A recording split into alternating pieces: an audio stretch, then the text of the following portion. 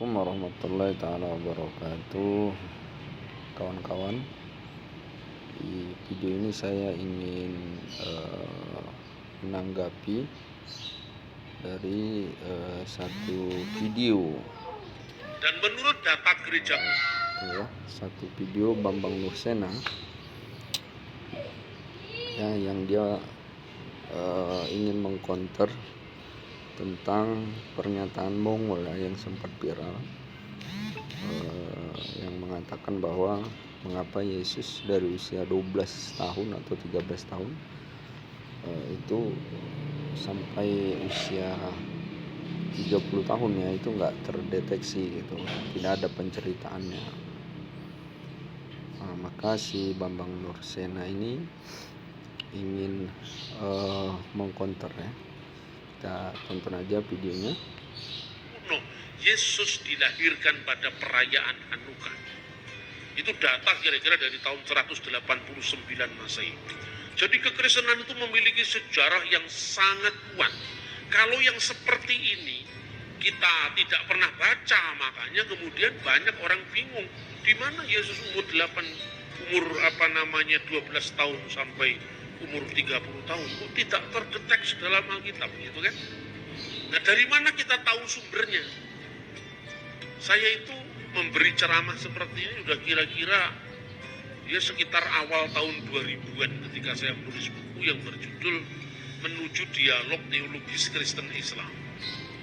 Jadi jauh sebelumnya Pak Mongol itu bikin statement yang digoreng sama orang-orang di luar Kristen untuk menyerang kekristenan. Ketika saya menulis buku Menuju Dialog Teologis, dan menurut data ya, jadi dia mengatakan bahwa di Kristen mempunyai sejarah yang kuat katanya. Tapi memang suatu fakta bahwa memang di Alkitab itu tidak tercatat ya Yesus itu dari usia 12 sampai 30 tahun. Jadi ada yang miss gitu ya. Mungkin video ini kurang lengkap. Sebelumnya saya pernah juga dengar dari Bambang Nursena ini, dia menjelaskan bahwa yang dicatat di kitab itu adalah apa-apa yang menjadi hal penting di dalam agama Yahudi ya, karena Yesus ini beragama Yahudi. Jadi umur-umur yang terdeteksi itu adalah umur-umur di usia yang kebiasaan oleh agama Yahudi ya. Misalnya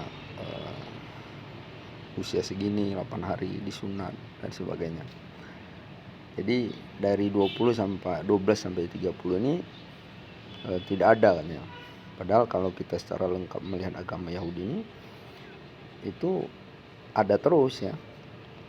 Ada terus. Kalau lebih lengkap bahkan tiap usia ya. Usia 13 nanti apa yang dia dilakukan, 14 nanti apa dari agama Yahudi ya, dari sini ya. Kemudian usia 15, kemudian ini ada semua.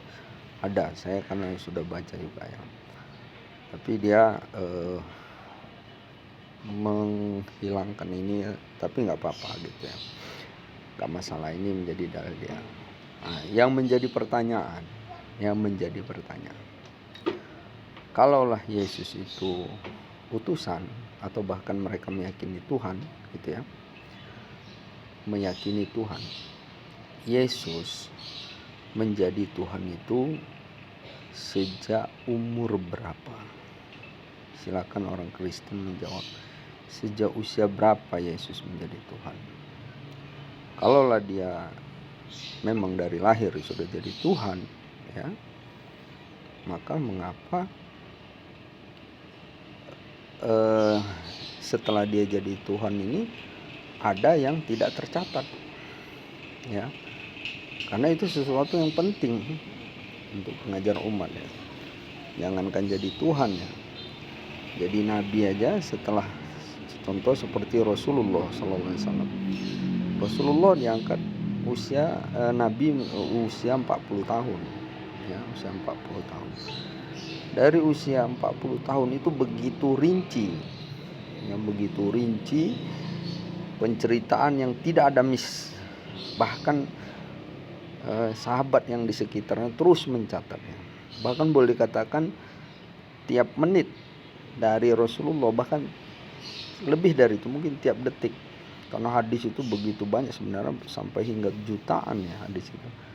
Artinya tidak ada yang hilang gitu dari perjalanan Rasulullah sejak Nabi sampai dia wafat. Bahkan sebelum menjadi Nabi pun, kalau kita baca sirah Nabi itu juga tercatat, ya, tercatat dari lahirnya, kanak-kanaknya, remajanya, itu tercatat Rasulullah. Bahkan yang lebih rinci, yang lebih vital setelah menjadi Nabi, ini artinya sudah menjadi tonggak yang harus menjadi pengetahuan bagi umat, maka itu tidak ada yang miss lagi. Nah sekarang yang menjadi pertanyaan, Yesus sejak umur berapa dia jadi Tuhan? Ya, menurut keyakinan orang Kristen kan dia Tuhan. Sejak umur berapa? Lalu mengapa setelah dia menjadi Tuhan sampai sebelum meninggalnya ada perjalanan yang panjang itu nggak tercatat? Ya, mungkin ada yang bisa menjawab. Terima kasih, demikian. Assalamualaikum warahmatullahi wabarakatuh.